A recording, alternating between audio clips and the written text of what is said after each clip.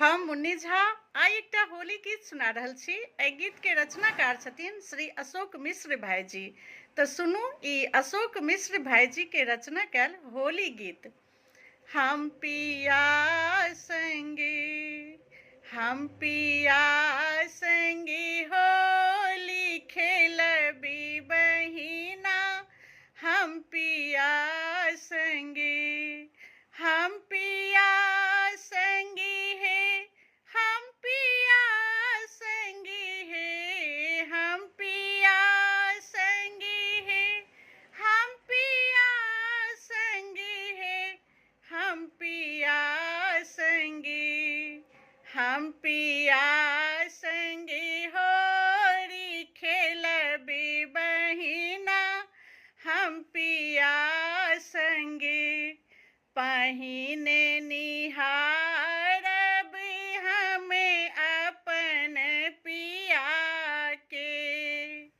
खूब जुड़ाएब हमें अपन हिया के।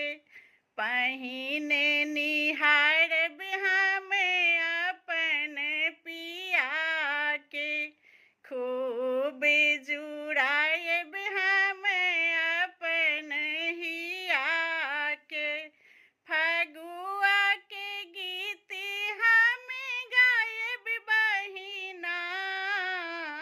फगुआ के गीत हमें गायब बहिना। हम पिया संगी होली खेलबी बहिना। हम पिया संगी होली खेलबी बहिना। हम पिया संगी हमरे पिया जी छथी बड़ी लजी कोटरी। रंगे अबीर लकर रहता ओ असीगरी। हमरे पिया जी छथी बड़ी लजी कोटरी। रंग